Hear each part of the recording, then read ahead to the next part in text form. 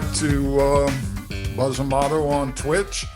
We're here this evening with Joseph Patrick Moore. You've been listening to his the title cut from his latest CD, Nevada Sun.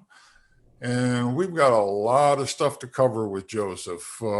Joseph and I go way back. Yes, we do, way back. I was thinking about that today. I think it's been about 25 years. Yeah, I think the first time I met you was 1996 or 7. So 96. Yeah.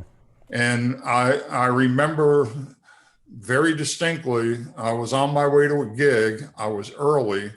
And my wife at the time, we stopped in at a bookstore and there was a guitar player and yourself. And I was like, and I just became mesmerized. I mean, Mike Kelly was the guitar player. That's right. And he was very good. And it was a duo, or it was Phil? Yeah, I think, yeah, it was, no, Phil was on my gig. Ah, right, deep. So I looked at Tanya and I was like, man, I love this bass player. He's great. And so when I got to the gig that night, I was talking to Phil and I was like, and we're talking about a drummer named Phil Smith, by the way, who Joseph kind of, he went to school with, I believe. Yeah. Good. So I remarked to Phil, I was like, man, I'd love to work with that bass player. He goes, who was it? And I said, I don't know. He was at the bookstore playing with Mike Kelly. He goes, oh yeah, that's my friend Joey. And I was like, really? He goes, yeah, I can get him to do the gig. I was like, great. And I think we ended up playing gig-wise for at least 5 years. I believe so, at least. But I don't remember. I remember that playing those gigs with Mike Kelly, but I don't remember meeting you at the bookstore. You didn't meet me. Okay. That was the thing. You were still playing. We had to go because it was at the Old Vinings Inn. The first time I remember meeting you was actually walking up the Old Vining Inn stairs up to the band loft up there, which was super cool. Yeah. And meeting you for the first time there. Yeah. Well, that's a cool story, man. I totally forgot about that. Yeah. No, I'm always the archiver of useless information. But, you know, and that was a cool little gig that we had. That was awesome. And then we started doing dailies downtown. That's right. And man, we had a kick-in between you and Jimmy Jackson on drums. I miss Jimmy. Oh, yeah. Tell me about it. He played the most amazing shuffles, man. Jimmy Junebug Jackson's who we're talking about. It was Buzz on piano, Jimmy Junebug, and myself. And Jimmy played with the great Jimmy Smith, among others. George for like 20 some years. Yeah, a lot of people. But man, Jimmy just had that shuffle, man. It was like, dear God in heaven. It was like, it was just the deepest pocket ever. Yes. When he would kick into the shuffle. Now, he did great at other things, but man, that shuffle, every time he laid into that, I was like, wow. Just like, wow, this is amazing. And we could sit here and tell Jimmy stories all day, but just one that really struck me was I was in Tokyo and just walking down the street, and it was myself and a horn player, Ted Dortch and Brian Cole. And all of a sudden, I mean, first of all, you're in Tokyo, millions of people. Right. On the street, you hear this guy, do I owe you guys money still? You know, and it was Jimmy Jackson. That's amazing. So we went. He invited us to the Jimmy Smith gig that night with him and Phil Upchurch, and unreal. 30 million to 1, the odds of that. I'm telling you, that's his thing, dude. It really was. That's amazing. So, all right. So getting back to you. We had, in addition to working together live and doing some playing, we've done some recording together. You've played on a CD or two of things that I produced. That's right. The Melissa Ellen CD, you're almost the featured artist next to her, because everything was built around your bass, That's so weird. which is it Amazing turned concept, but it's just weird for me, it, and it was weird to begin with, but it really worked. It's still to this day one of my favorite records. And anybody wanting to check that out, it's Melissa Ellen, Forward into the Past, where she did all these covers of songs that she grew up loving. And before I got involved with the project, I think she had contacted you, and you had laid down the foundation on most of this stuff, but it wasn't coming together beyond that. Okay. And I think you're the one that convinced her to bring me back into it, Man, or I bring don't me remember into it. that's very possible. I mean, So, but yes, I got involved, and it just turned out to be a wonderful album. Emrah Kotan was on percussion. that was a fun session. Yeah, that was the first time I'd ever worked with him, and just a great record, and almost an all acoustic vibe. I think there was some electric bass. I think it was mostly acoustic, if I remember right. Yes, I played one acoustic or one electric part on "Don't Stop Till You Get Enough." I played a clav part. That's the only electronic keyboard on it. There's no drums, all hand percussion. Some electric guitar, but not a lot. So it's mainly an acoustic record. And then I think I worked with you on Soul Cloud, if I'm not mistaken. That's right. That actually, you were basically the producer, but just do the scheduling. Yeah, that's when I was going through a bad time, and anybody that knows Joseph, and for those of you who don't, Joseph doesn't like to wait around when Joseph wants something to get done. Well, and I totally understood that. Yeah, but we did manage. I think I wrote a couple of songs. Wrote a couple tunes, and you were in the studio on several of those sessions. But I know there were several sessions where Jan Rico scheduling it wouldn't. You'd be in there, but in all technical purposes, you were the producer. And you did. At least your tunes and some of the other ones. But yeah, I think I contributed different things at different places, but I didn't do my usual job that I normally would do. You did with Ellen, that was you were more like from the get go, and just like oversaw the whole thing and just went all the way touchdown, But you've done probably 12, 13 CDs now, two compilations, and Never Neverland was your first. That's right. And I remember when you gave me a copy of that, because a lot of times when I hear a bass player's record, it sounds like a bass player's record.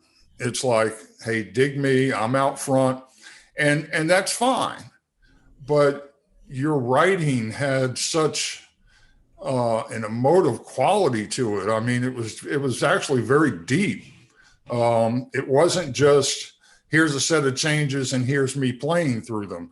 They were all very well thought out and very well constructed songs. Well, thank you, Buzz. I really appreciate that. Oh, no, I appreciate it, because when, I love listening to great music. And I did, this morning I had Nevada Sun on, which is your newest CD.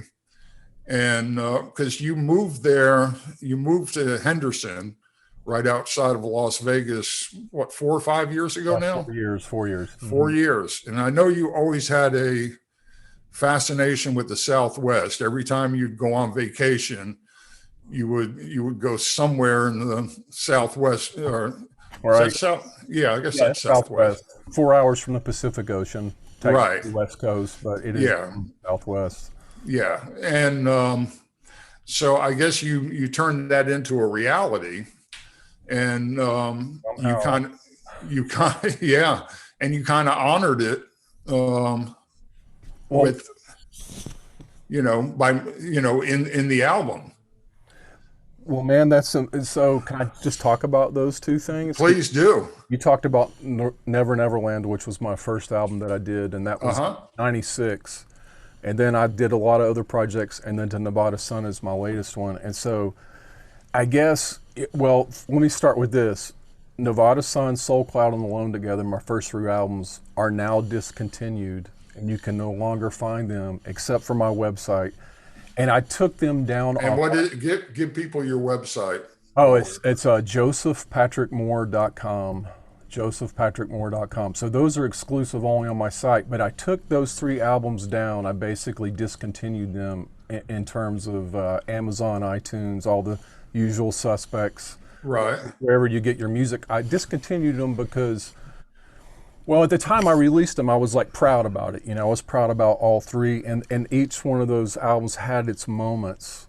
But as I grew as an artist and a musician, and let's like fast forward, you know, years later, a few years later, many years later, something popped up on my iTunes, but I heard it from the album, and I was like, this doesn't sound very good to me. And so I started kind of panicking. So I went back to those three albums and listened to them, and I was like, man, I'm not digging it at all. Like I just, there was so many issues with my playing, with some of the way it was recorded on some of them. I just grown so much. So that said, I decided I'm going to kind of reset the plate. I'm going to make these just kind of vanish and take the couple cuts that I think are okay. I'm going to take those and then recycle those later in a compilation or whatever. So that kind of happened. And then now Nevada Sun, man, I'm still growing as a musician, as an artist. It never freaking ends, you know. And Well, and in 10, 15 years time from now, I hope not. You're gonna take that down because No, I won't. No, listen. No, I hear you. That's very possible in my mind, but I just feel like of all the things I've done, Nevada Sun is the closest I've ever actually felt like I'm starting to finally find a voice for myself. oh, nice. Because as a bass player, you know, playing on sessions for you or different producers and engineers, I've always been a utilitarian. You know, if it just needs whole notes, that's what I'm going to do. If it needs something more, you know, if it needs upright or fretless or slap and pop or all these, That is an playing art form. well, I was playing to the song, to the producer, what the artist wanted, and to the engineer. Sometimes those magical things happen where I can add that, and it's something that I would hear, and they actually like it. And then there's other times where I have to dial that down and play maybe something I wouldn't necessarily play, but it's making the song work better, and it's making everybody happy. So anyway, Right. all that's to say, doing all these sessions, I felt like over time I kind of never found out who I am. Like, Interesting. yeah, you know, it's just like trying to make the situation happy, to serve the song, make everybody happy. But I never really felt like I found my voice until But now it's still not there, but I'm a little close in Never Neverland. but don't you think that all those things are what brought you to Nevada Sun? Yes. In other words, you know, that, hey, don't play eighth notes there. Just, no, I just want that whole note. All those kind of things, they're still you, and they're still part of how you play and what you bring to the table. The fact that when you do your own album, like one of my favorite albums of yours was Alone Together. Oh wow, that was the one I discontinued. Continue. All right. I love that record. Okay. Just because of what it represented. The concept of that album was alone together, me and my bass, and just here we go. There's nothing else except bass guitar. And that is like multiple but see, to me, some of the songs are okay, but I recorded that on a really horrible version of one of the first. It was Pro Tools, but it was like the inbox. I forgot what they called it. It was the, you know, I'm talking about the It was the first version where you could basically have a home recording studio. Yeah, I kind of know I don't remember what it was because technology has Yeah, grown so I can't much. remember the name right now, but people will know Pro Tools will remember what I'm talking about. It was a little blue box, and they did that for a few years, and it was basically the interface. And I did was doing it all myself, just plugging in and going. But man, the thing is that interface, dig to Avid and Pro Tools, but that interface just doesn't really hold up in terms of the sound quality of like what's out now, or even what was out then. That was just like a $400 interface that really it sounded like it. So anyway, to me, just the recording of it kind of wrecked the whole thing in my mind. Well, transitioning then, how has technology affected what you're doing now? Because we've both watched the technology go from, um, you know, having a little 4-track recorder or something at home to now having unlimited tracks and being able to do just about anything. So how has that affected you? Man, it's affected my pocketbook. It's actually made me grow and learn because I actually realize what is really good sound. Like let's just hear one note and let's make that one note as big and rich and huge as possible. And so I started learning that it doesn't matter so much about the DWA, like Cubase, Logic, Pro Tools. Right. That's almost a side note now. What really matters is your interface where you plug that initial source in. And I'll even go to, well, it actually matters the instrument you're playing, how that's set up. Sure. But even the cable from the bass to the interface should be, in my opinion, as good as a cable you can get because that's the source. Yeah. Just bass into an interface, but then I think the technology, I guess to answer your question, has really made it's gotten better, sounding better, and it's gotten more affordable. So like what I can buy now, when I was doing Alone Together 20 years ago, would have cost me. I just couldn't have afforded. Yeah, you would have had to mortgage the house. Basically, so technology's allowed that to sound to the bar is raising for everybody. And how has it shaped your writing? That's a great question. Man, I don't know how to answer that really, except I guess I'm trying to allow. Yes, I'm trying to allow more space in my music because there's some times where I just feel like I've just got to there's always got to be sounds coming from somewhere. Right. And sometimes I feel like it's kind of nice if something's just sitting there resting before a big climactic moment. And I guess to your question, because things are sounding so good where you can just hit that one note and it sounds so good, Right. that alone is beautiful. And then when everything else comes on top, then you can orchestrate and instrumentation wise, appropriately. Have you found that when you're writing, you write like I typically don't write at the piano because I feel like I'm limited to what I can and can't play. Interesting. So you can hear more than, I always say, God, I wish I could play what I hear. And technically we should all be able to do that, but it's not always. Technique becomes a reality.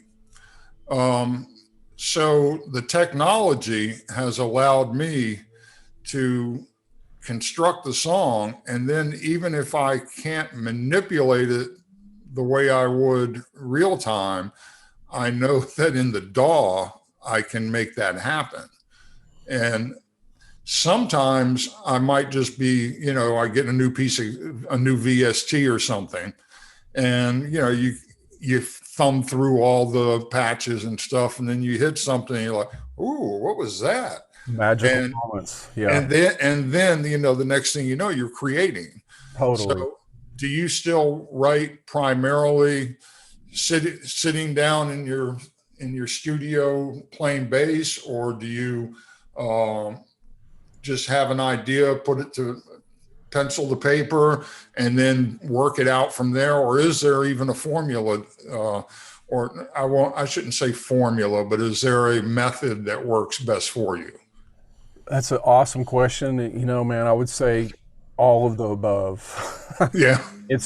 I mean, most, not, you know, 7 out of 10 times it's coming from the bass. Like I'll be practicing or playing it through a chord progression or whatever it might be. And like, ooh, I kind of like that chord progression, and might quickly grab my iPhone and just record the idea. And then I put it away, and then I kind of go back to practice again. So I got all these ideas that I've actually been going through, you know, and so sometimes that kind of just happens. Like when I'm working through something, I'll stumble upon something.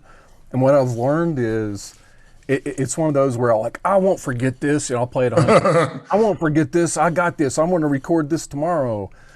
And I wake up the next day and it's like, what was that first note? Right. You know, and it's like, I found, man, it's really important when you have those moments. They're very fleeting. It's like, I just feel like it's like, you know, to get spiritual, but if like God comes through and gives you this boom, and if you don't like, if you're not present enough to acknowledge it, you're going to lose it, or it's going to never be what it was. It will go to someone else. You're just the conduit at that point. That's a great word, Buzz, conduit. So I try to grab my phone and jam that idea down just to document it.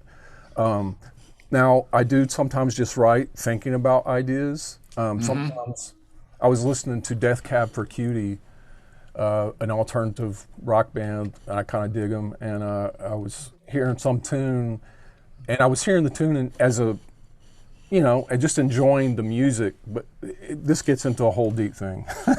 Okay, but so I have like, it's okay, we're here for deep. Okay, I have like these weird compartmental spaces in my subconscious, I guess, where I listen to the music and how does it make me feel? Exactly. The song, and then I get deeper as a musician. I'm like, ooh, let me check out that bass. What's the guitar player doing? You know. Then I go deeper into, man, let me really dig that melody and those lyrics. Right. And then I step back and then go, wow, let me listen to that production. Listen to how the mix engineer did this thing here, or listen to the way it's.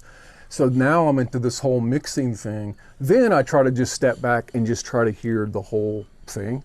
But actually, one of those I didn't mention was actually hearing the song form and kind of the arrangement of the song, instrumentation and song form. So anyway, to your point, I was listening to one of their tunes and I was like, man, this particular song arrangement is really cool. That would make a cool idea. Not ripping them off harmonically or groove wise or anything, but just in terms of a song form, I was like, wow, it was just kind of interesting, odd metered bars.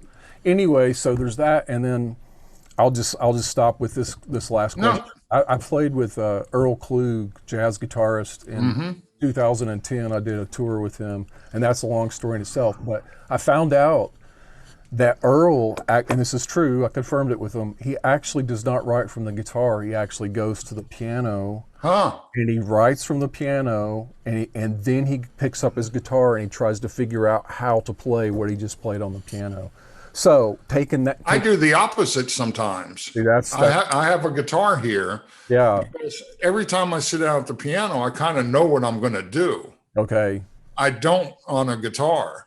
Well, and sometimes I come up with a little riff or a chord, and like, what the hell is that? There you go. There you go. And that's right to where he was coming from. So taking that cue of like playing something that's not in your comfort zone. Like I have a piano, you can't see it, but I have a weighted key piano here, and I have a over here. And so I've actually been really studying chords and piano, and I'm super hack pianist. I would never consider myself a piano player at all. But in terms of that's two of us. Oh, dude, no, Buzz, you're great, bro. You're amazing. No, please.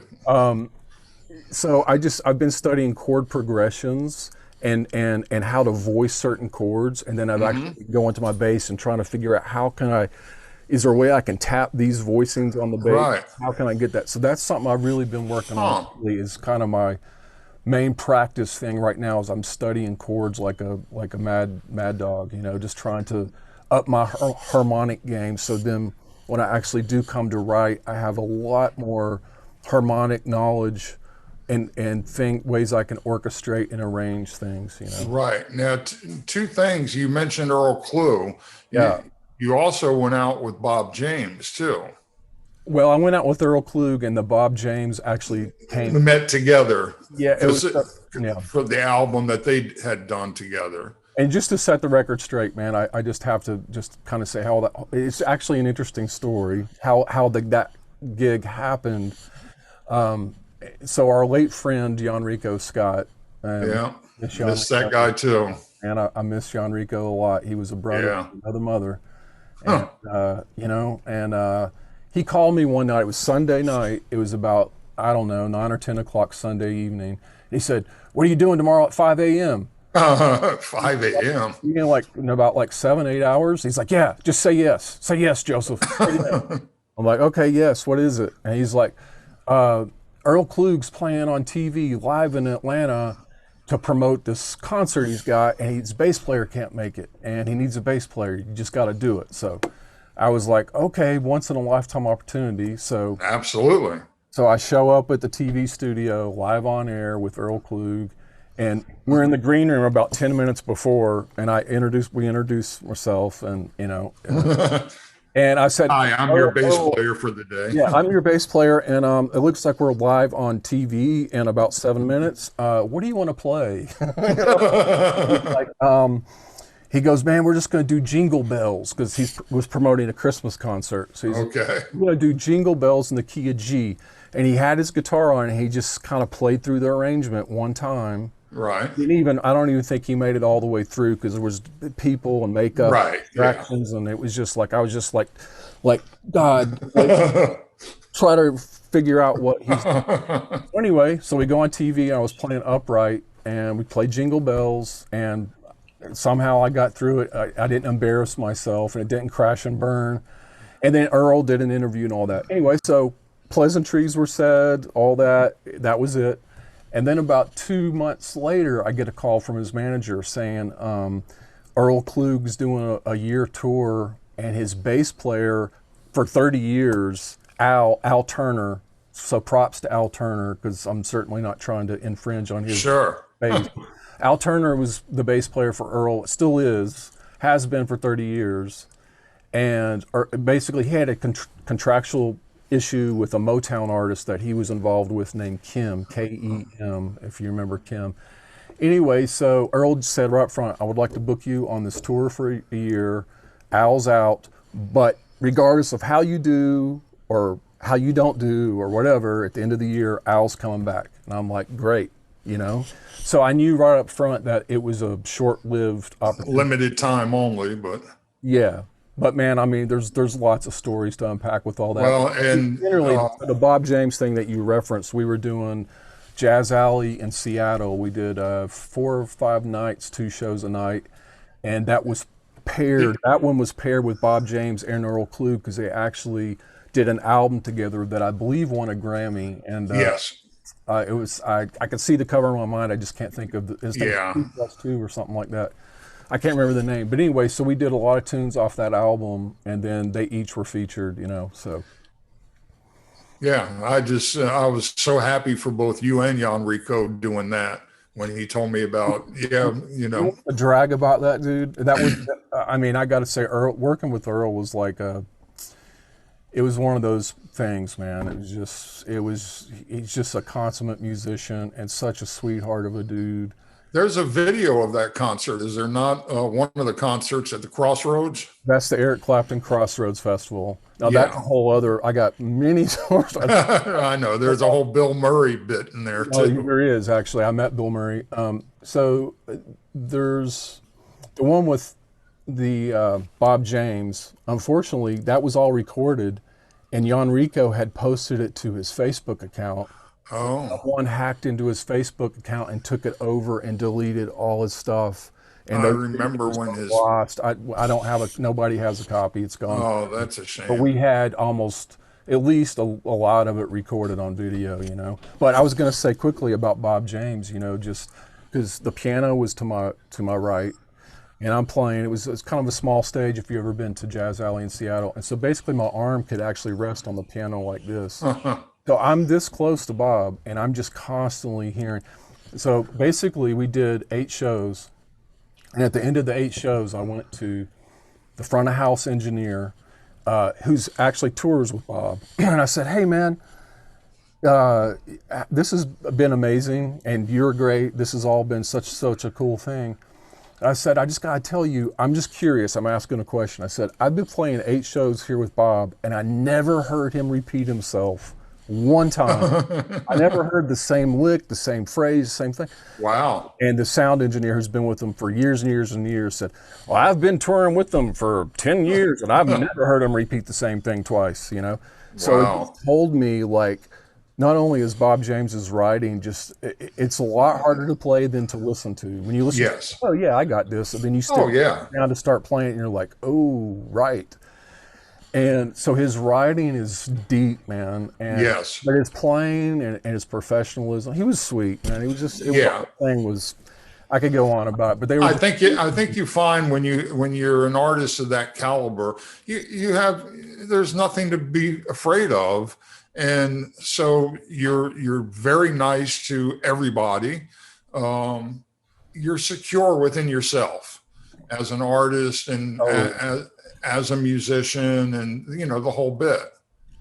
I think that's totally true. You know, and what was amazing, that one of my highlights of those shows, there was a moment where Earl did a feature, which was amazing, and then there was a moment where Bob James did a feature. And when I mean feature, it's solo, like solo Right. only, just nobody, the band just stands there.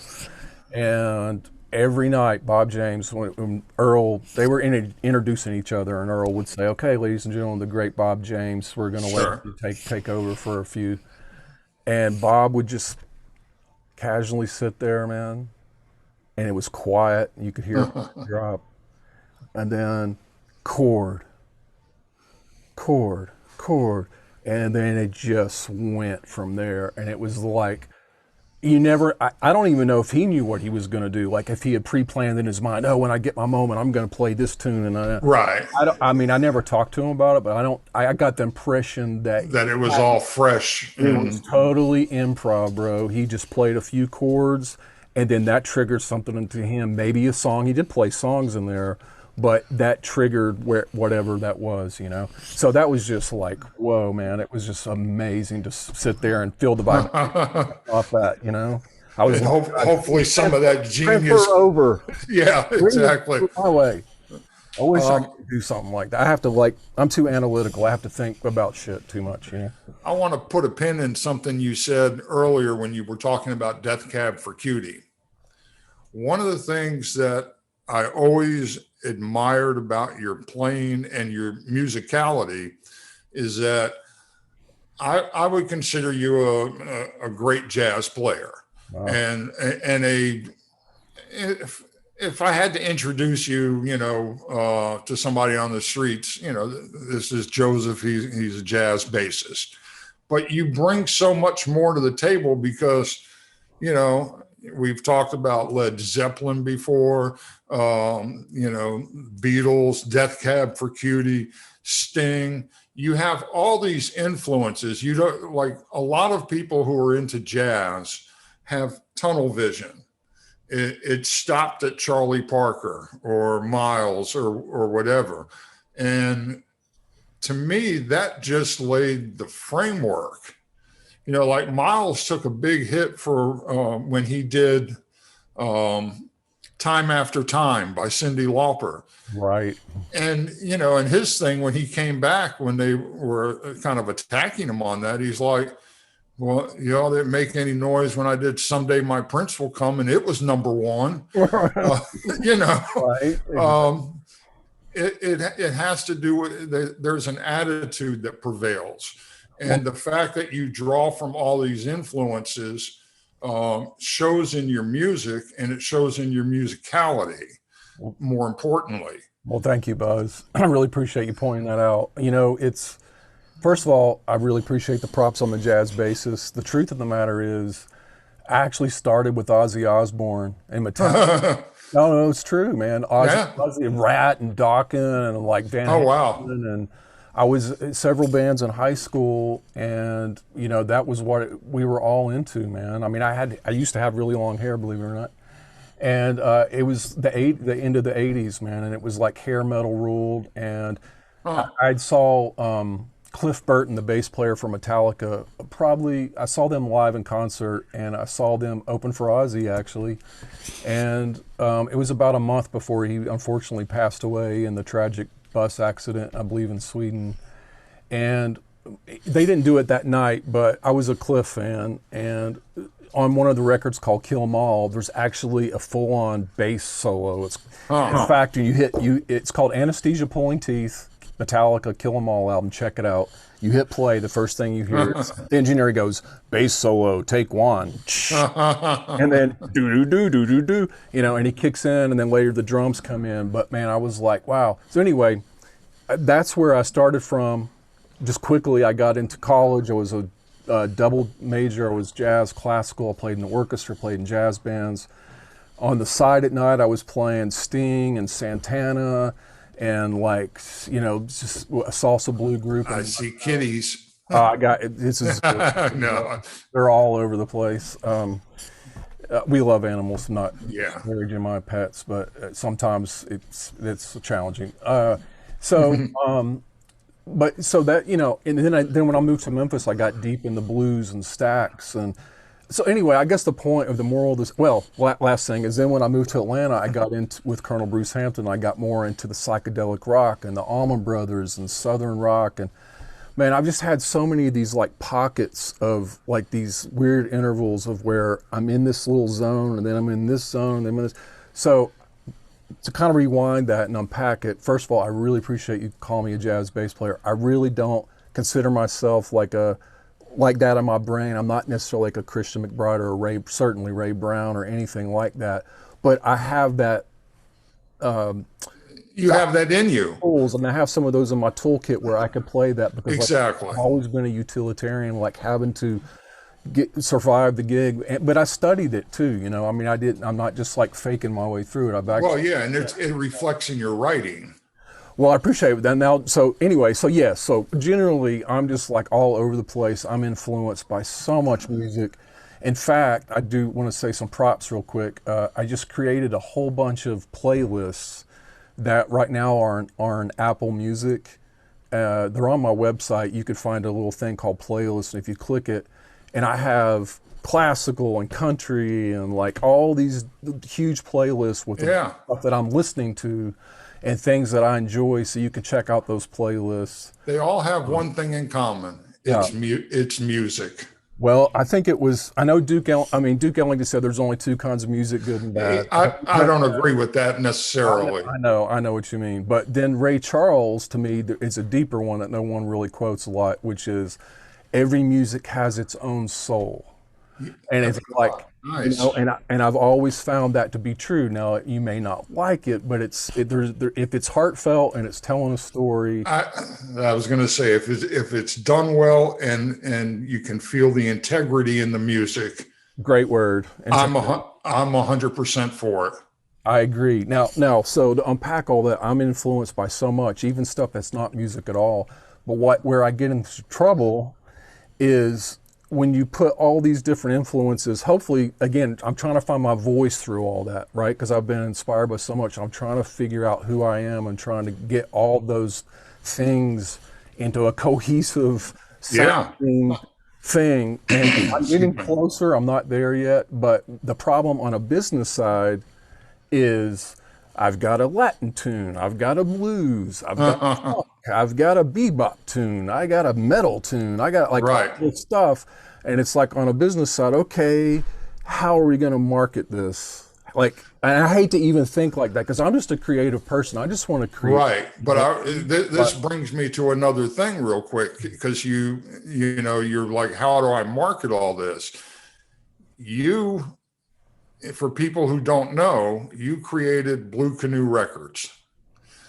They were essentially, you were the first digital, and here comes that word again, a digital jazz label is how it started.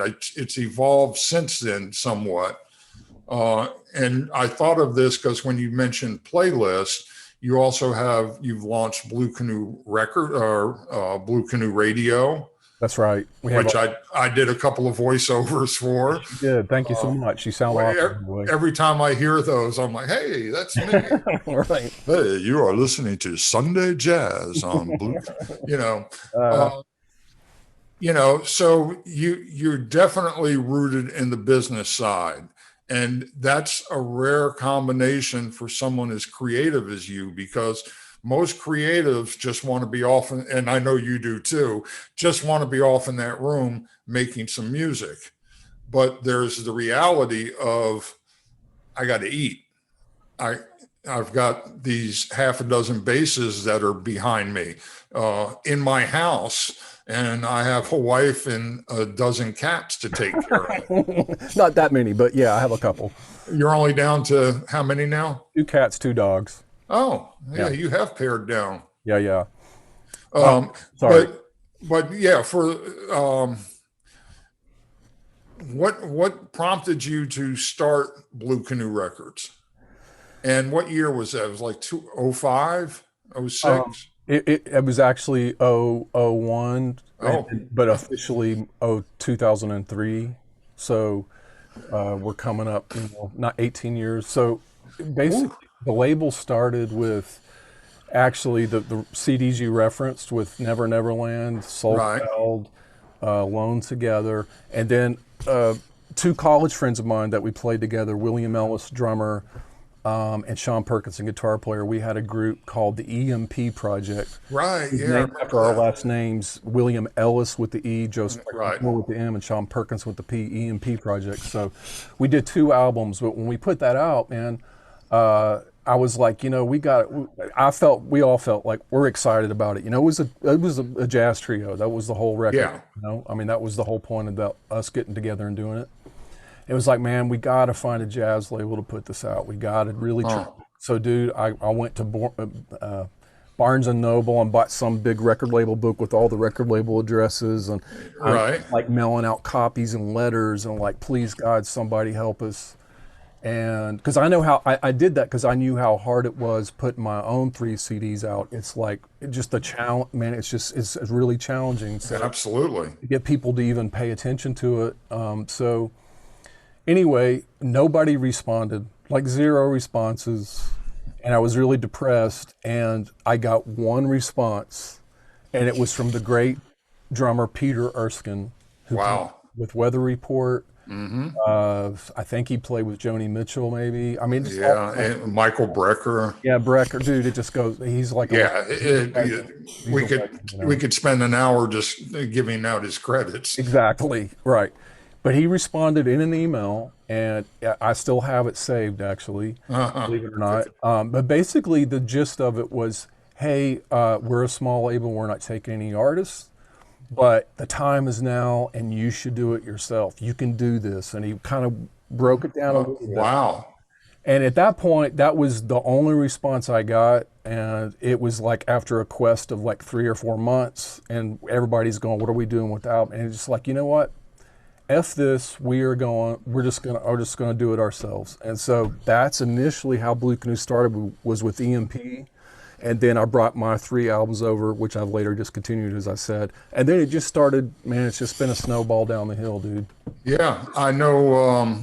You released my record, Yes, sir. which I think wasn't you meant. were after EMP, so you were next. Yeah, And then Phil Smith, who we referenced earlier, we right. released Jimmy his. Bug Jackson. Jimmy Junebug Jackson, who we talked about, released his. Yeah. And then like, Yeah. Didn't Jan Rico end up he did, but doing? that was later. Yeah, we did Yeah. 3 or 4 albums are on Blue Yeah, Canoe with him. right. Yeah, Now, like when my record, I remember it used to be so funny because you had your album and Phil had his album out, and we'd be on the gig, and I'd be hawking your records from the bandstand. well, And I went home one night and I was like, I made Joseph and Phil some extra money tonight selling their record. right. And my girlfriend at the time, she was like, well, why don't you just put one together? And I was like, all I have are like my demos that I used to do for other people that ended up recording them. So that's what we did. You put it out. And so then I could get up there and hawk my own record along with Exactly. yours. Thank God. Yeah, I'm glad So you did, bro. It's a great album. It's a great.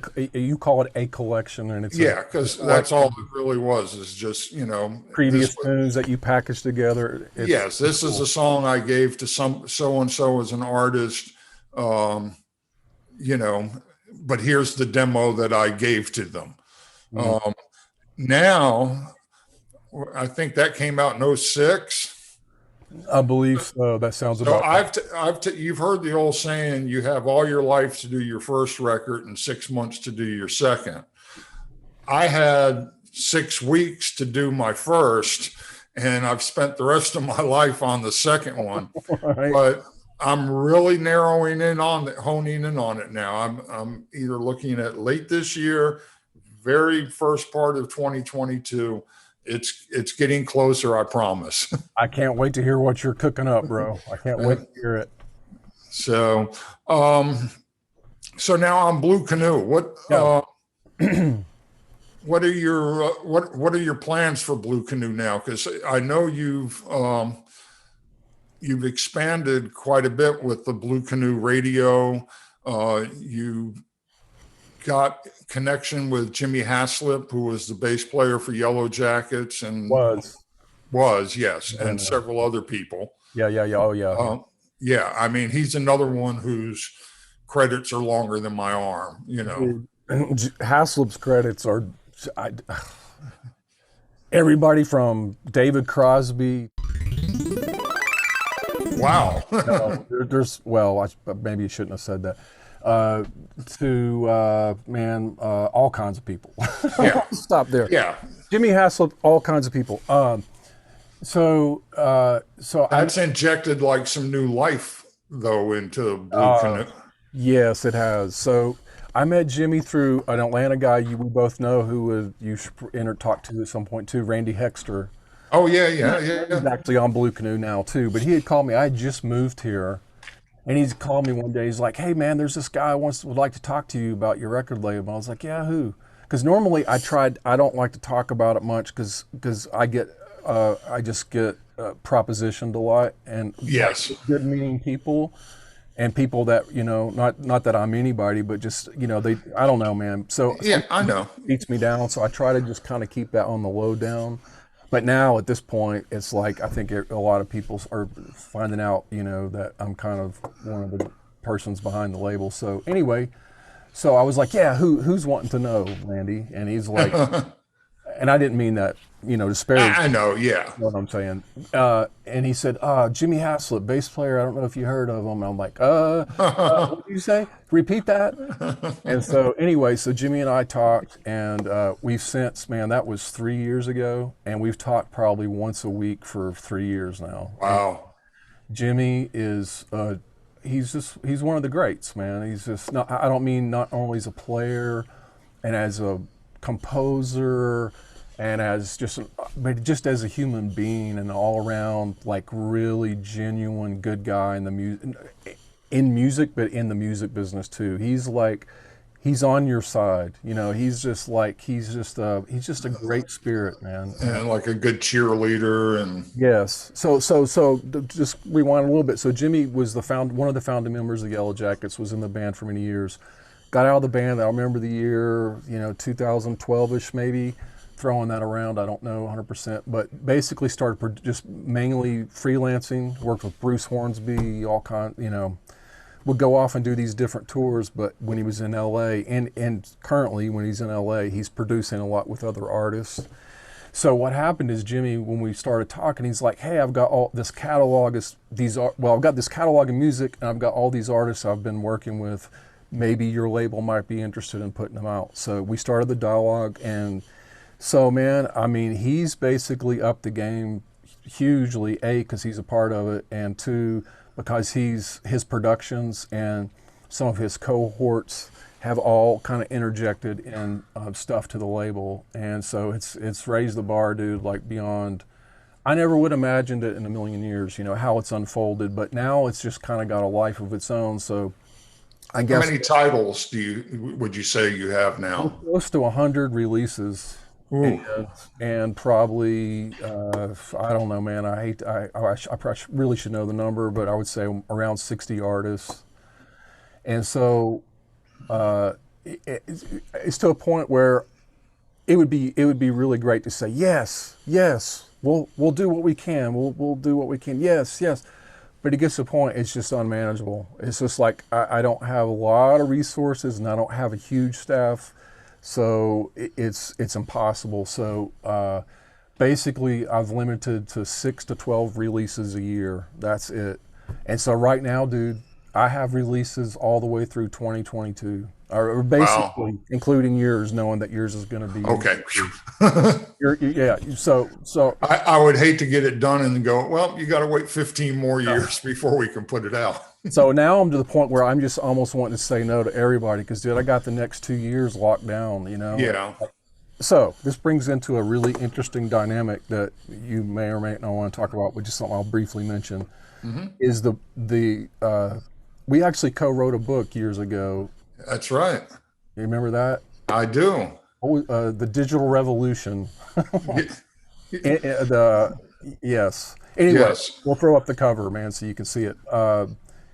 But there was something in there I talked about, and you might have talked about it too. But it was basically the art of making music, and then the business of making that connection. It's basically art versus business, and how do you Yes. marriage those two without feeling like a sellout, and two that you're not a musician, or you are a musician, you're not a business guy, or you're a business guy who's kind of faking a music.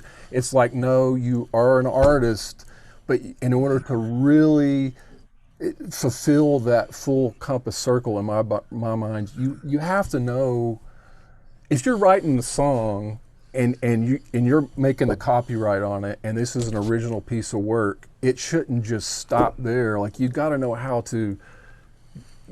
people can hear it and hopefully appreciate it or throw tomatoes Yes. or whatever they're going to do. But there has to be some way to connect that. And so anyway, that's just kind of how I've done it. But at the same time, I try not to get so wrapped up in the Blue Canoe stuff, as much as I love it and I'm very appreciative of everybody who's on the label, because there's a lot of great artists, a lot of great music. But I still have to have my own creative space here too, because this is Absolutely. where it started from. And if I do all business, then I can't focus on me. And Right.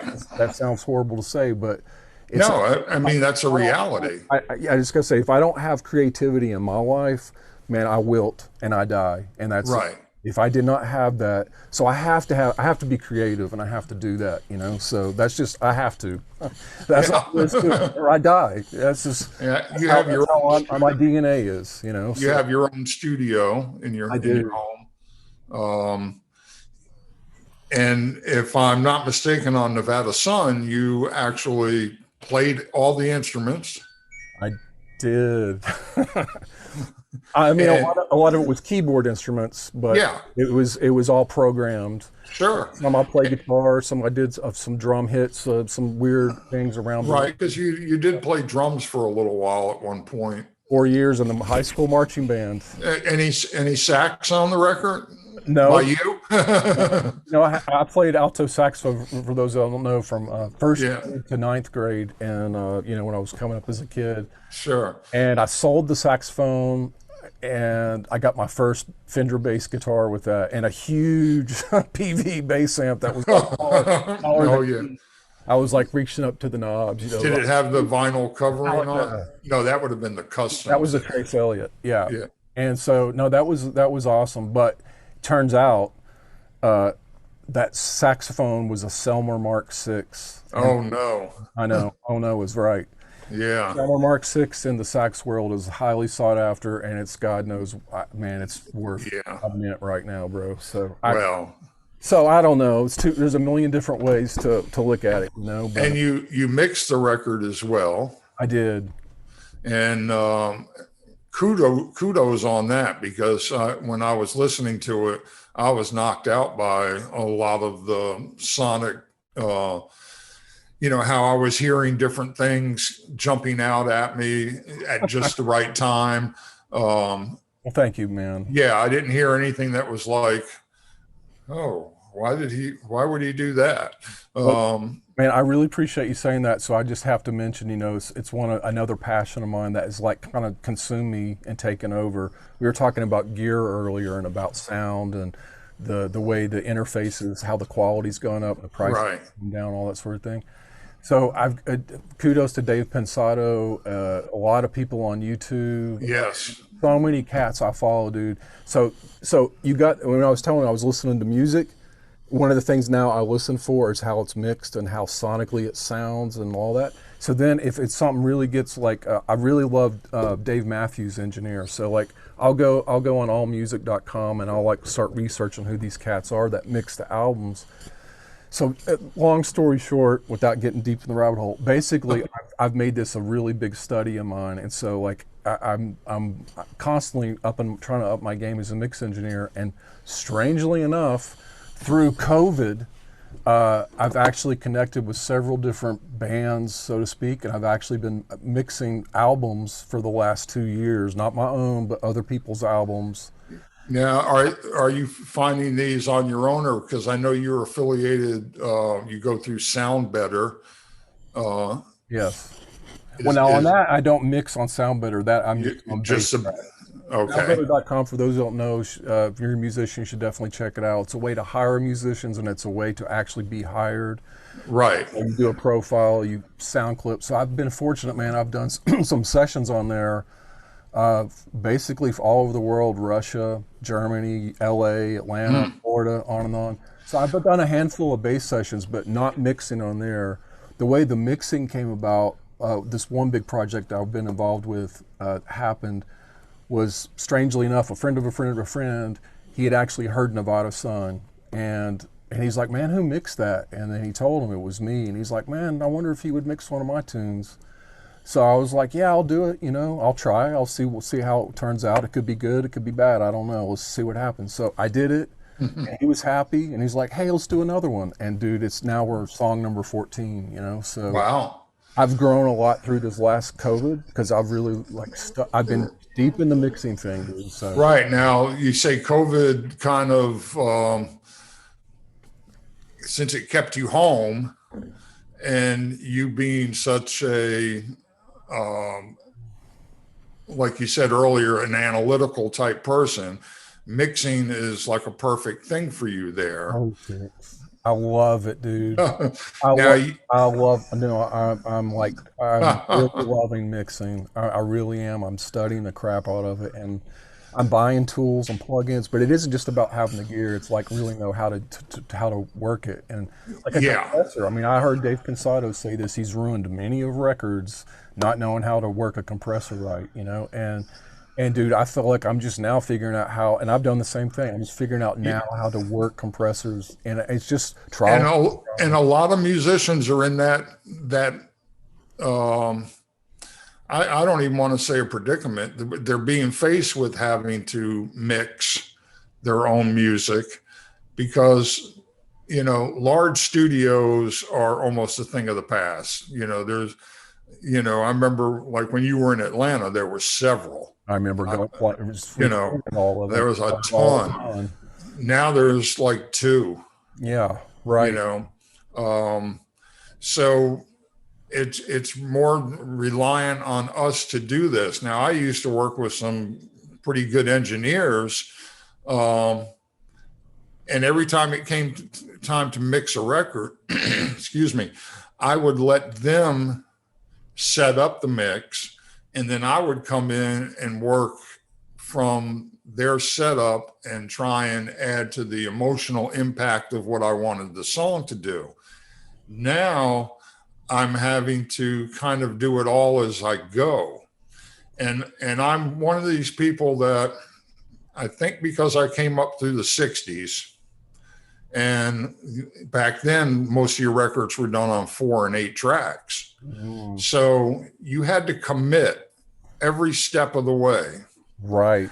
And I had one song on the record now that I I was in a nice mood one night, and I cut the lights down, and I wanted to play it. I was like, I think I can do a piano solo tonight. And I said, but I'm going to give myself some verb. I'm going to play with the reverb, and as I'm playing. So I'm playing and I'm letting the reverb kind of help shape my lines and stuff. Well, when it was all done, I was like, that was pretty good. I had recorded the reverb, Oh, and I was like, oh no. And but I committed to it. right. I gated some of it out, Okay. but it's still way more in there that needs to be there. But the vibe is there. That's all that And matters. and that's really what it boils down to. Yeah. So, but I have gotten more into mixing than I ever thought I would. Well, man, It, you bring up a, sorry to interject this, but no, yeah, that's a great story.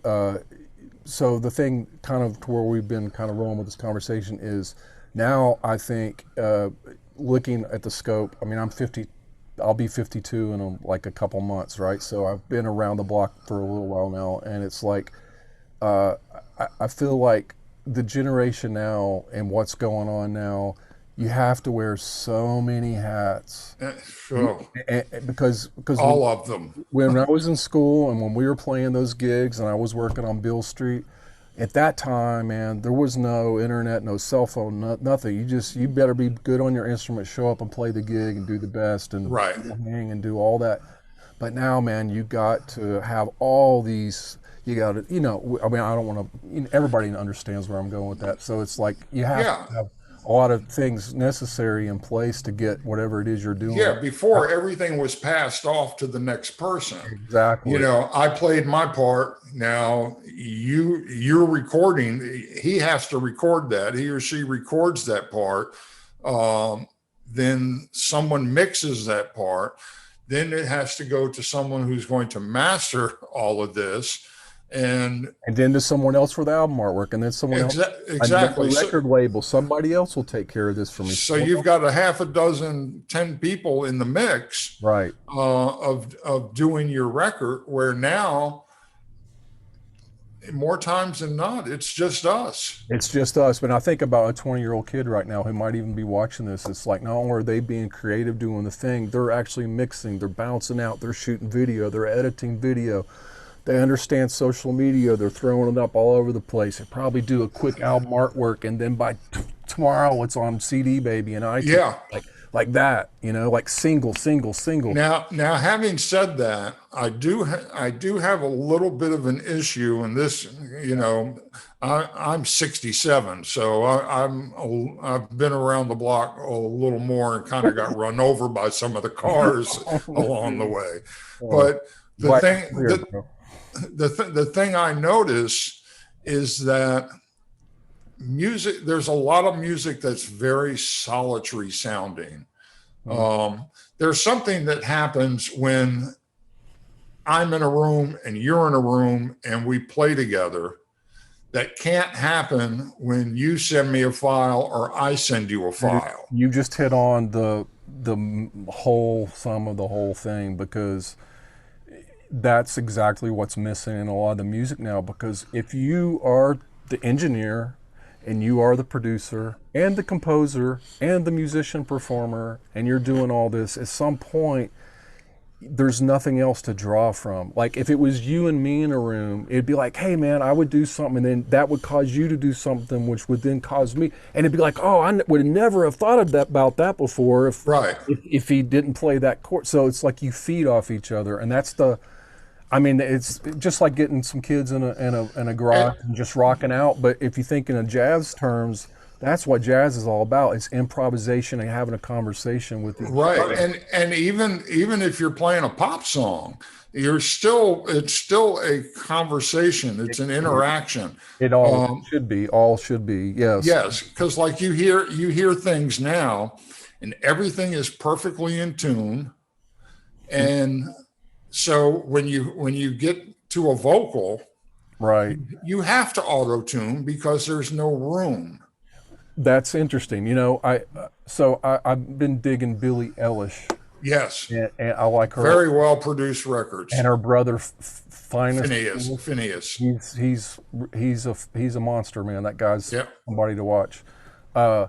But I saw an interview with her recently, and I was really impressed with one thing she said. Well, several things she said, but one thing in particular, she says, I refuse. I did it one time, and I'll never do it again.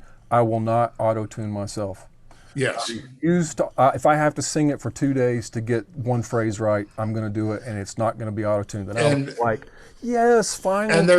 there's so many musicians that rely on that now. That's the danger of some of the tools that we have. That's You the can technology. hit a preset button, and there you go. Oh, there's my mix is perfect. I don't know have to know what Yeah, key it is. And you cannot be a slave to the technology. no, you have to learn and grow, man. I saw, yeah, it's like good and evil and everything, and I think that could be the downside of some of the technology where it's becoming so AI, artificial intelligence, where you literally it's just all presets and this and that, and it spits out something that's pretty good, probably better than anything I ever did. Well, Really know it and to study it and to actually do yeah, something creatively, that's a whole other place. that's a different level. Yeah. I was never growing up. I was never a huge fan of the Beach Boys. It just never really resonated with me. I'm I'm feel the talking same about way. all the surf stuff and that. It wasn't my thing. Right. Uh, They can't surf in Tennessee. you're right. There's no surfing in the streets of New York. Right, right, You know, right. but I on YouTube now you can get a lot of the acapellas. It's unreal, dude. Brian, And it is amazing because they had to work for those vocals. They couldn't just do it a couple of times and go, yeah, fix it. They had to work for it. they, Same thing with like the Beatles. I have four-track masters by them. And the background vocals are stellar. it's unbelievable, Buzz. And because they worked at it, and that seems to be a thing that eludes people now. There's always been this. You get a lot of these pop artists that they don't sing live anymore, and they go with I'm dancing and the choreography. You can't. Well, Michael Jackson did it. It wasn't because he James was Brown did it. super. James Brown, Sam Cooke, Yeah. Jackie Wilson. What They they didn't do it because they were geniuses and just had this gift. They worked that? constantly to Right. do it. Usher's Now, another one today, man. He works his yeah, ass off. I know that right. for a fact. Yeah, So a lot of times work ethic has left. right. Um, No, that's an and interesting topic, man. And we could go deep in the rabbit hole. yeah, we could go very deep in that, and But I we mean, won't. you studied piano, you studied an instrument, and you learned to play, and I did the same thing from all the instruments, and it's like there has to be a level of somewhat some competency. some competency at some point along the way, and not to diminish, not to take away, because the thing I love about technology is it's allowed anybody for a very small amount of money to get a little keyboard and sit in their bedroom and be. Absolutely. And dude, I'm all for it. It keeps people off the streets. It allows for thought and creativity, and hopefully discovering that there's more to them than they realized, and like all these things, there's way so much there within that whole of going, I have an idea, and wow, I can really enjoy that idea, and but so I'm a champion of that. Yes, On the because other even side the of that, self-esteem that comes from that, self-esteem. going, wow, I just made this. It doesn't Exactly. matter if it's good, you made Exactly. it. Exactly. And that's what you do. I mean, like I said, half the stuff I made is terrible and I threw it away after I put it out. I So, think we all feel that you know way. what I mean? It's like at the same time, I do feel like the danger is, like I said about presets and AI, and the danger is that I don't see, I'll put it in plain terms. Where's the next Van Halen? Where's the next Jimi Hendrix? Right. Where's the next? I could go down the line. I don't. Now I know there are kids. I see people on YouTube in their bedrooms. Some of the bass players are just, dear God, I'll never be able to play like that. So I know they exist, and I know there's people doing things. But what I worry about, because we're in such a digital thing, that a lot of people don't become proficient necessarily on some of these devices because they don't really have to, because they can hit a button and go do do do do do do do do do, Right. Yeah. have one little finger going, and it's like creating this thing. Or, So I that's don't, cool too. So I have these weird. It's kind of like a. it's a love-hate It relationship. is because I appreciate both sides of that. I would just love to see more. I guess I'm just a live musician at heart, dude. Yes. I like to see live And music with that's the the era technology. that's the era we came up through. That's what it is. You It's know, being an old fogey, but that's what I if love the technology, but I would like to see more interaction, like you were talking about, playing off each other, playing off the machines too.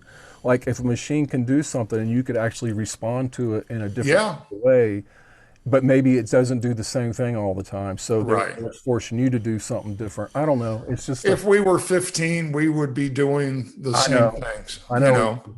We would. Um, So I totally dig it, and I'm a champion of it. But I did want to say just quickly one thing because I am a live musician. I mean, I do gigs and done a lot of stuff, but we had just briefly talked about COVID, and I was going to bring that up okay, go ahead.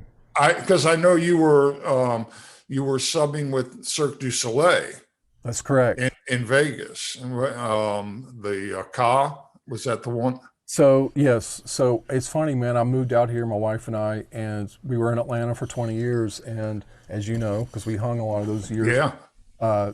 So it just got to the point where it was like, it was, I don't know, man, just a life change. Basically, a life change. We hit the crossroads of like, do we want to plant the flag here, or do we just want to just see what else is going on? So we threw the dice and we moved out here. We actually had no work.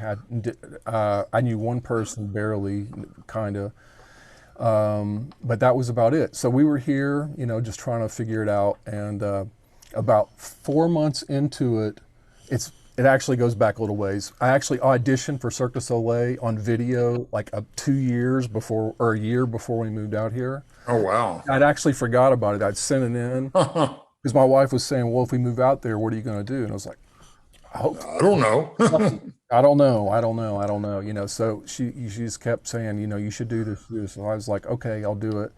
I sent in the video, sent stuff, and honestly, dude, I totally almost forgot about it. So we moved out here in March, and in August, one day on the phone, I got a call from Montreal, and it was the artistic director for all the shows, and he said a bass opening came up for one of the shows, residency shows there, and we think you'd be a perfect fit.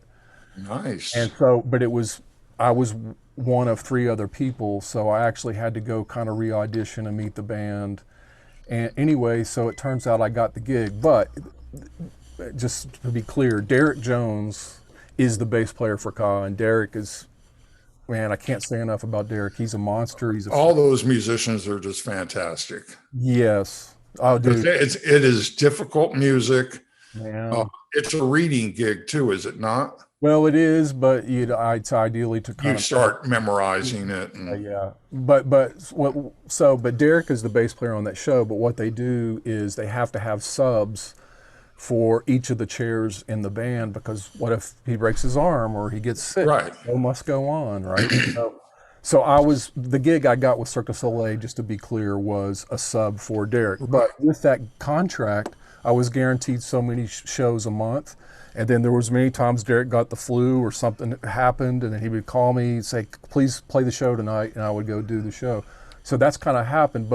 And I would love to talk about some of those experiences. But anyway, when COVID hit, gone. Yes. I got terminated from my contract. Cirque du Soleil filed bankruptcy. Yeah. The whole thing went down real quick. But now I'm no longer on contract with them. So I did 3-year contract with them, a year to year, but it turned out to be 3 years. And 17, 18, 19, and then 20 last year, the 2 months. And so anyway, the shows are coming back now. The show I was doing, Ka, at the MGM, that's the last one that's scheduled to come back sometime. Oh, so they are coming back. They are, but that doesn't necessarily mean I have a gig again. So that remains to be seen whether I would ever. Derek, the core band, Derek Jones being Right. He'll be back, and they'll have the gig, unless they don't want the gig, but I think they all do because it's a really great opportunity.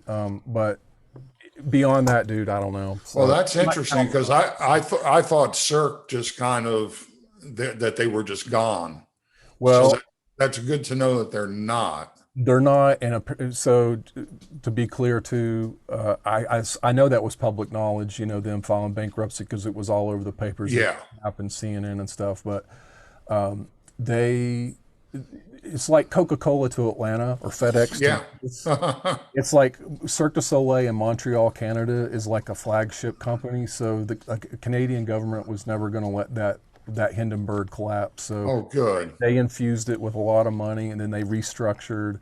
And I don't know the ins and outs of it, but I know they've restructured the whole company. So now there's a few shows here in Vegas that aren't the show I was doing, but that are now opening up, and ticket sales are through the roof. Nice. So hopefully that's a good indicator that people are hungry to get out and to experience Because things. I used to go when they would come here. Okay, One year they dragged me up on stage. nice. Yeah, it was.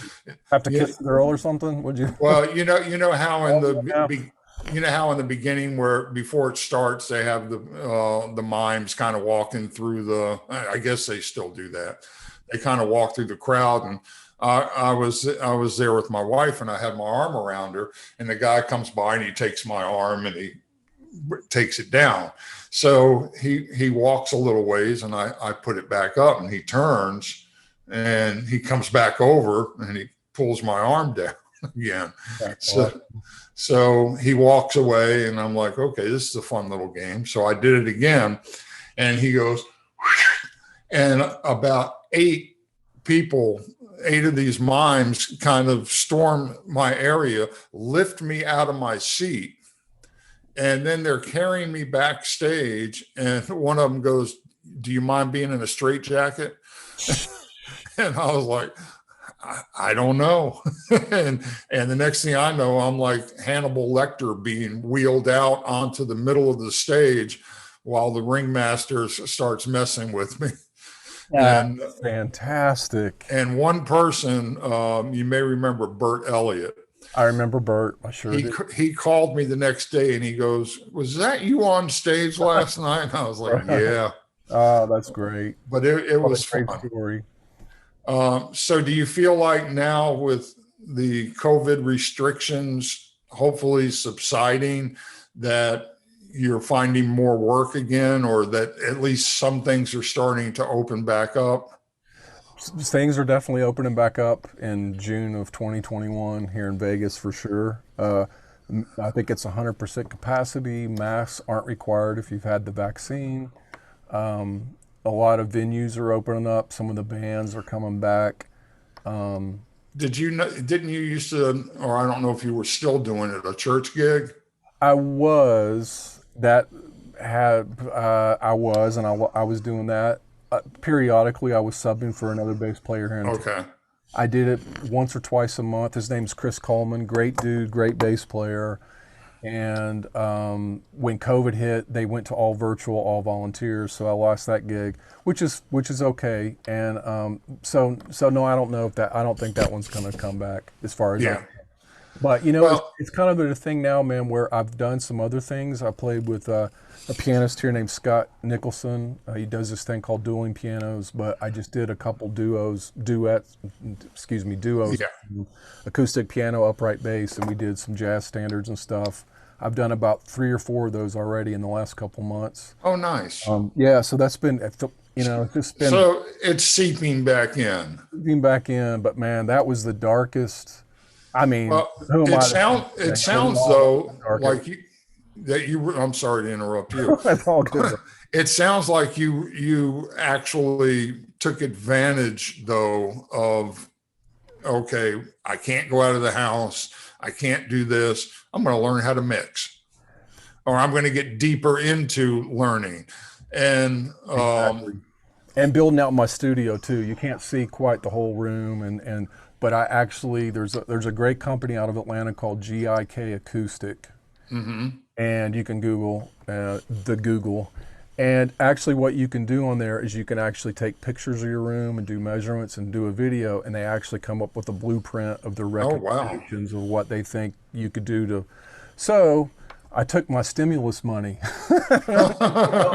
Oh, this is my stimulus money. Hey, No, I mean, some of it is, not all of it. sure, I know.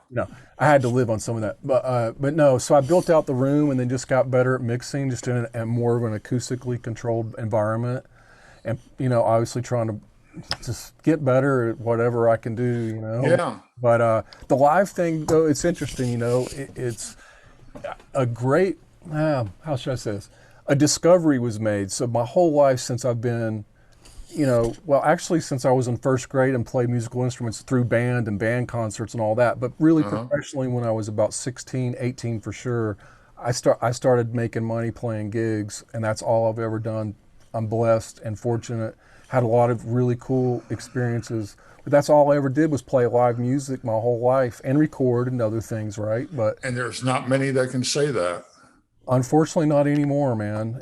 But at the same time, so when COVID hit, it was like, man, after a couple weeks, it was like, man, I hadn't had a gig in a week or two or a month or 4 months. Like, I just felt myself like wilting away. Like, what is becoming of me?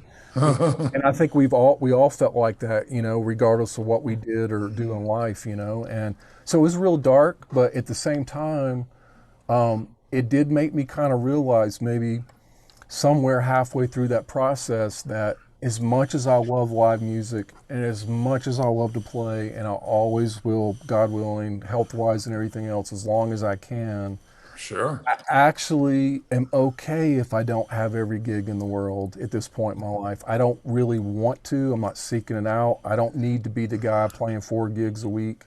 I did that, and I don't feel Right.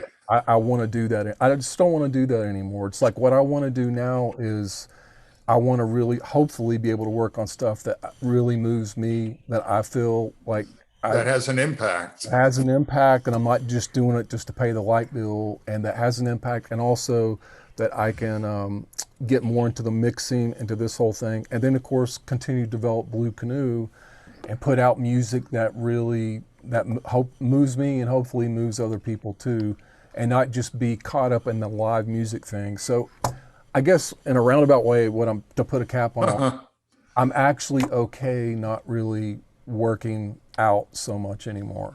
And that's I'm the exact same way. There used to be a time where, I as much as I've never been like one that's craved playing live. It's always been almost a matter of necessity. Right. And I found that when it's no longer a necessity, man, you love more what you do because you take the gigs that you want and you work with the people that you want to. And unfortunately, we can't do that in our 20s and 30s. No, you can't. And I was just sorry to interrupt, but just Nuts. you do it not because you have to, because you want to. There's a big difference. There really is. When you've got, oh man, I need $200 if I'm going to make rent this month. That's a big motivation to go out and get a gig. Oh, it sure is. But it's not the motivation that you need. We've all played with players who do it because that's all they do. And I certainly won't mention any names, but we have some people that we know in common that, I brought on a gig to do, and their attitude was just like, oh yeah, we're playing this song.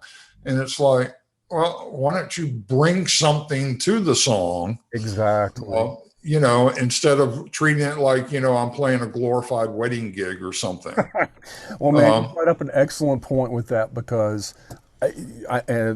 there's when I was younger and I would do gigs with people, usually everybody was older than me at one point in time, It's like I was always the youngest guy, and there would always be that one musician you could tell was super burned out, hated life, hated every song that was being played, was barely there, just phoning it in, faxing it in, and they were on their way. And I always remember when I was a lot younger saying, man, I never want to be that guy. That guy's lost his soul. He's like, I never want to be that dude. And now I'm usually one of the older people in the situation, right? Younger people, and I'd never want to have that that feeling. So if I start ever feeling like that, and I'm sure there's been a time or two, then that's when I really have to look deep in the mirror and reevaluate things. Right.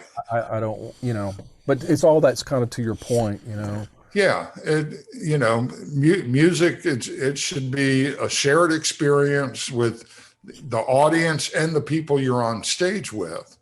And I know I've done gigs where people have, are like, oh, he's calling that song again. Well, yeah. But I might enjoy it. And if you put that same energy that I'm going to put into it, it could totally be something different. It could change lives, dude. It could. But it's all, a lot of it's being present. It's being present in the moment, yes. and not looking at it like, do we have to do this? And unfortunately, I don't think we get to that point until we get older. That, I think there is some definitely truth to that. There's exceptions, obviously, as there are to everything. But wow, we could go on for hours. We'll have to do this again. Round two. Yeah, we'll have a part 2 on this one. Because I mean, even when you and I talk on the phone, it's usually for a couple of hours about everything. What's amazing about you, Buzz, is not only are you a dear friend and a genius, all-around music dude, and so many levels, and you wear a lot of hats, but it's and a great composer and all the things that you do, man. But it's like, I cannot talk to you for 6 months or a year, and we pick up the phone and it's for 4 hours.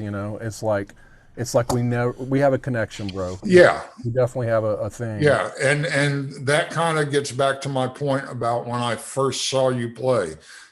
I felt there was a connection there. It's so correct. If you were a woman, I would have said, oh, it was kind of like love at first sight. Right.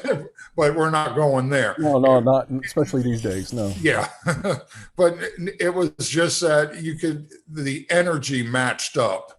Right. And you could just sense something about this person. And fortunately, we've held on to it for 2.5 decades. That's amazing. And it really is. I mean, I have a handful of people in my life that, I can say roughly kind of the same thing about. And anybody that can develop those kind of relationships, especially musically, because that adds an entirely different dimension to a friendship. It's at this point, I don't feel it's all based on music, but it started through music, and music can bring lasting friendships that you can't even possibly imagine. So just, if you have to do a gig, go out there, be the team leader, whether you're in the studio or on a live gig or just working with one other person, bring your energy. Well, that's beautifully said, but I'll add to that, you never know who might be listening. There's always that. You're playing that jazz duo with Mike, playing my little thing in the corner of a bookstore, and there you were. I had no idea you were there. And hopefully I was present and playing as well as I could and doing all I could. Yeah. But you saw something in that moment, and then I had no idea, Yeah, and here we are 25 years later. So never know who's, it's funny, man. There was a guy named Jacques. I just got to say this. There was a guy named Jacques Lejour. I've never forgotten that. Oh, yeah. I know Jacques. A guitarist. And I was playing Cafe 290 in Atlanta. And I guess this was like 98 or 99. And and I really, I'll hold my comment, but it was a jam session. And I was the bass player on the jam session, and I was kind of getting fried because it was like 45 minutes of trumpet solos on Mr. Tragic. So 45 minutes later, I'm like, man, this is really starting to piss me off, because it was like nobody was making music. It was like, look at me, look at me, look at me. Right. It was like, I felt like there was no like personal connection. So I was in a real foul mood that night. I normally am not, but that night was one of my rare moments. And I remember Jock grabbed me and pulled me to the bar, and he says, hey, man, they're listening. And I'm like, what are you talking about? And he's like, the universe, the Yeah, spirits, they're listening. that's These it. people may not be, and they may be wanking off, and they're in a wrong, their intention is wrong, but they're listening. And ever since he said that, man, and I didn't even know Jock that well. It was like I had 2 or 3 encounters with the dude, but I've Yeah, never but forgotten that. And I'm like, whoa, bro. So when I get in those modes, like where I feel like I'm phoning it in, or I don't really care, or just get dark on something, I try to always go back to that. Like, dude, this could be your last note you ever play, and you could have a heart attack and die. yeah, So make it count. Make it count. So my mind is shifted. But anyway, yeah. No, that's that. Just that. Those last 3 words are make it count. That's real. That really sums up things perfectly.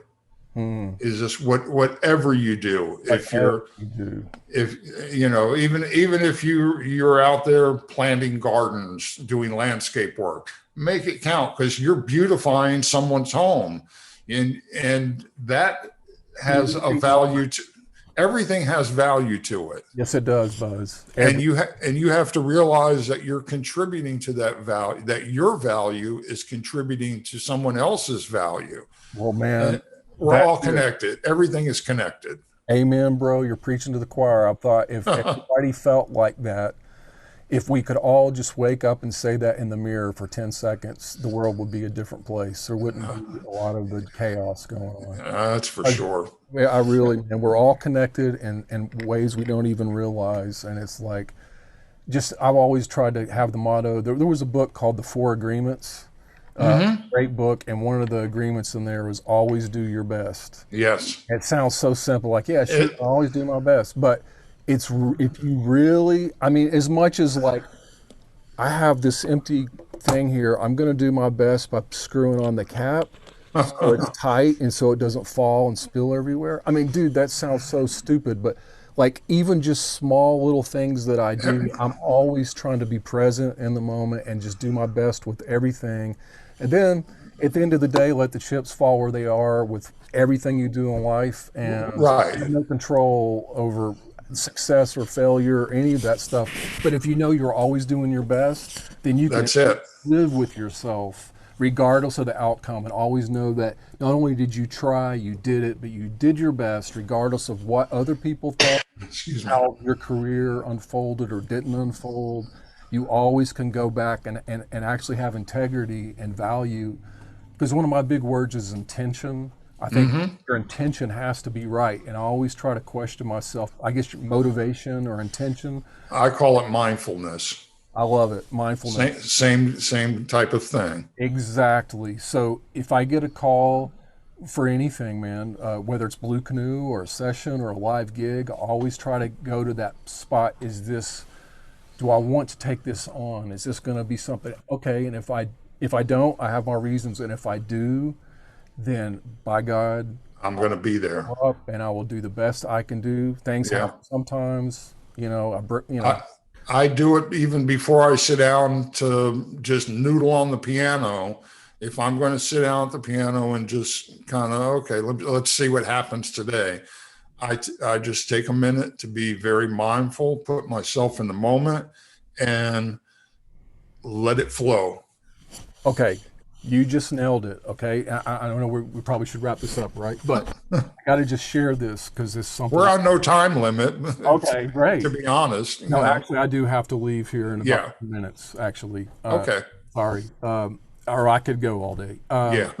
But no. So recently, I got hip to this thing called masterclass.com. And it's a website with actors and actresses and musicians and cooks and yoga instructors of everything. Right. Man, it's a game changer. I'm like I'm all in. I'm way deep in it. I've watched several episodes. Not just musicians, but I've watched actors, all because it's changing. It's motivational. 2, I'm learning from it. Like I watched Ron Howard, the great director Ron Howard, 7 hours long. All these videos, a workbook, this whole thing. This whole concept was, you want to make a movie? Okay, let's do it. And he starts, and you go all the way through. And so, even like I'm not an actor. I'm not into movie making, but it's like, okay, how can I take some of those concepts that And bring it to the music. what he does and take now all directors are different, so they all got their flair. Sure. But it's like, what can I take from Ron Howard and somehow instead of telling a movie, how do I tell a story in a song? Like, how can I take these things and put into Yes. making music? So all that to say, so man, it's just like I'm like freaking out in my brain right now because I'm so excited with creativity because I'm just like, anyway, masterclass is a big part of that. But to unpack that a little more, I saw, to your point, what we were just talking about. I saw Herbie Hancock's masterclass, and I watched the whole thing, and it's earth shattering. But the thing that I observed from that, when Herbie's talking on the masterclass, if you'll notice, if you happen to watch it, is he sits down at the piano, and I'll go, okay, I'm gonna play this voicing. Boom. It's never like, yeah, I'm gonna play this voicing. Yeah. It's like everything's so intentional, and it's like he doesn't just rush into things. It's like he's almost praying before God. Right. Like, I mean, no, I'm being freaking serious, dude. Like really sitting down and just before I touch these keyboards, I'm gonna make love to this thing. Yeah. And it's just like whoa, and so. But ironically enough, in Atlanta, I worked with this drummer named Kina Boto. And I observed him doing the same thing. Kina would set up his drums, and he would sit behind the drums. Oh, sorry. Sorry about that. My little mic. Yeah. Put that back on there. There you go. Good? Mm-hmm. Okay, so Kina would sit behind the drums. He'd set up his drums, and then he'd put his sticks down on his snare. And he would, I could be right here, everybody could be setting up around him, doing the thing, and Kina just sits at the drums. And I watched this many times. He doesn't look at anybody, and he just sits there at the drums, and he doesn't do a thing except look at his drums. He looks at each drum, just kind of sits there for a minute, then he picks up his sticks. Before he's played a note, dude, and he picks up his sticks, wham! And I remember observing that with him, and like, dude, he's channeling. Remember when I said Jock said they're listening? Right. Yeah. He's channeling it. He's like he's already there. Yes. He doesn't care about this or people or egos or oh boy, I hope I sound good for the girl down there. Dude, all that's irrelevant and gone. He's going way deep. And so anyway, so when I saw the Herbie thing on Masterclass, it brought me back to like, I should have learned this lesson already because Kina taught me that already. Like it's so, to your point, I'm trying to be mindful now when I sit down and pick up my bass that I don't just start whacking away, that I try to be intentional and mindful about what is it that I want to do, or with it. This is a vehicle, and what do I want to say with this vehicle? Exactly. And so, what does it want to say through me? Well, even better. Yeah. So, dude, I'm just like in a really cool, creative place in my mind right now because I'm trying to implant these lessons that are being shown to me sometimes over and over again. It's like, duh, wake up. Finally learned this one. Yeah. And then some I'm learning for the first time, and it's like, anyway, man, I just feel excited because I feel like I'm growing, and in spite of COVID, in a weird kind of thing, man, as dark as it was, like I mentioned earlier, there was a lot of bright lights that shined out of that for me personally. Now I know a lot of people suffered, and there was, disease, people died. Absolutely, yeah, tragic. But I'm talking about my own little universe right here. I really felt like I've grown a lot in the last. Because we were all put in our own little universes for a while. Yes. Yeah, we sure were. We couldn't mingle universes the way we were. So, but stuff like this emerged from that. And that's what I think. Obviously, it's here. It's been here. It's more here now than it ever has been. And it's not going to go away. Now, live music will still exist. Having guests on your TV show will still exist, but this is definitely more complex. Remember, I see this coming, Buzz. I don't know when it's going to happen. It almost is here with virtual reality, where you wear the glasses and you can like see these other worlds. Yeah. You know, in the movie Star Wars, where they're playing chess and they're like, Yes. the 3D images are on the thing, or like Star Trek, where the guy appears in a hologram and is talking. Right. I think that's going to come to where you say, I want to hear Death Cab for Cutie play a concert, but I want them to come in my living room. Boom, and then boom, there's the band, and they play a concert, not like Zoom thing, but no, more like you could literally touch and feel them. I know that seems far out, but I've actually heard that they're working on that for like Elvis, possibly the Beatles, where you will have this virtual experience of being at the concert. That's cool to hear, because I just think it's right at the doorstep, dude. It might be. Yeah, it's coming. I hope I'm around long enough to see what's going to happen in the next 20 years, because we think, 95, 96 was kind of like the beginning of the internet for the common man, so to speak. And just look where we've come in a quarter of a century.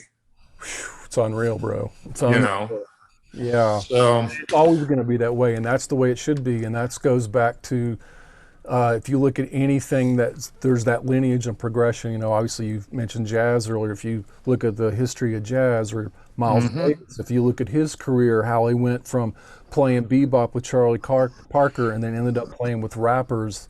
Yeah. On one of his last albums. So it's like it's not getting, and maybe this is okay for some people, but again, being creative and talking about stuff, hopefully never in a place where I go, okay, this is what I like, and I'm just going to stay here and do this thing over and over and over and over and over. Right. And then 50 years later, all of a sudden now it's classical music and it's Dixieland, to whatever that is. It's like you haven't taken it with all these tools that we now have and taking this and trying to do something different and new. I mean, that's always the goal for everybody, right? That's what I love about doing film, because I can take elements from jazz and classical, and I even had, like, in one movie I even did a little Dixieland piece. Nice. And disparaging to those art forms, but and that's cool that you were able to even pull that out. Exactly. That's the you key. had that knowledge of that history of that. So. Musical education, whether you have to do it yourself or you find a mentor or a teacher that can help you with it, you should never stop growing. Never. And that's why I'm so kind of juiced up right now. It's not because I've had 10 cups of these. But it's because, like, just watching Masterclass, man, and like, because it's so well done, and the audio and the video and the lighting, and of course what they're saying and the information they give you. But it's just so, I just want to learn now. It's like I just wish I could do like 10 of me's. You go play bass, you go play over here, you go run the record label, and I'm just gonna sit here and soak all this up and learn, because I'm just so excited right now, dude. That. Man, so much to learn, dude. It never ends. Through teaching, I've learned so much. Yeah. I know a lot of people don't like to teach. I actually love it. Yeah. And I talk with Jan Rico quite extensively, but right before he passed, I was like, I want to go out and do some trio gigs again, because through teaching, I've learned so much that I told him, I said, give me like a month or 2 months on a gig, and I'll be like a whole different player, because I can incorporate all this stuff that I've been showing other people that I actually forgot I knew. That's amazing. Well, you're a great teacher on a lot of levels, not just the piano, but it's like you do have to apply that, whatever it is you learn. It's one thing to go, okay, great, I know that. But you have to try the ideas out, and you have to execute them and learn and fail and grow and change things, and then make it. Ideally, the thing about Ron Howard and Herbie Hancock and all the things I've seen on Masterclass, what it comes back down to is, don't copy me. Right. Who are you? Yes. It's like you have to learn all this stuff, but then put it in a way that all of a sudden there's this original voice, and that rolls back to Nevada Sun. I still don't think I'm there yet, but I feel like I am getting closer to being able to say this is my sound, this is where I gravitate towards, this is my heart, this is my soul. Right. Who I am. Throw darts, throw tomatoes, or throw hearts, whatever it is, I don't care, because I'm just going to be this creative weirdo over here, and you can come along or not, and it's okay. I've gotten to that point too, just in the headspace. I'm okay if people don't like things that I do. I don't like things that I don't do, sometimes too. We're all like that. I mean, so. And just always take with you that whatever album you've done or are doing, it's nothing more than a snapshot of where you were at that particular point. So you can't, it's just like looking at a picture of yourself in high school going, Jesus, I wore that. But people still liked you. Right. Let me erase that out of the yearbook. No, I dig what you're saying, bro. And there's a lot of truth to that. It is all a snapshot and point in time, and you do the best that you can do at that point in time, and there is no shame. I mean, and to swing back around to that, there is no shame in whatever it is you do, because that is who you are at that point in time. And the goal is, but here's the goal: as the years roll on, hopefully you get better at that, and better and better and better, and so you can see your career do this, not in terms of popularity, but in terms of the quality of stuff you're producing. Right. You have to evolve. And so evolve, there's the word. So I feel like I'm evolving, but yet I just can't get past some of those. We hopefully evolve as musicians and as human beings. But that's what it's all about, dude. It's all, I mean, music can come or go. Believe me, it's my whole life. But it's everything, dude. It's everything who I am and my DNA. But at the end of the day, if I had no arms and legs and I'm just sitting here and it's all about your soul and your spirit. And Curtis was a perfect example of that in his latter years. His soul and his spirit were still there, and he was still Curtis. Man, that's heavy, dude. I didn't mean to make that analogy, but I'm glad you brought that. No, when you did it struck home, and it makes it the point more valid. So why don't you play another song from your CD to take us out? Sure, Buzz. I sure will, man. And you pick it, and okay, we'll go from there. Well, man, it's been an honor to spend some time with you, Buzz. Oh, it's always a pleasure. Whoever's tuning in, it's all good, man. I just enjoyed the conversation, and and we'll do it again. Man, let's do it. Let's definitely do it again. Probably a couple more times. Your album and stuff you're working on, and everything else that's coming down the road next year. I can't wait to hear it either. I hear you. Pandemic for me. Yeah. I went from my record being maybe 40-50% to about 85 right now. Okay, that's great. So that's what I used the pandemic for. That's great, Buzz. So. Anyway, we'll sign off here, bro. But much love to you, Buzz. You too. Play us out, and I'll talk to you soon. Okay, you got it. Take care, bro. All right, man. Bye-bye. Bye.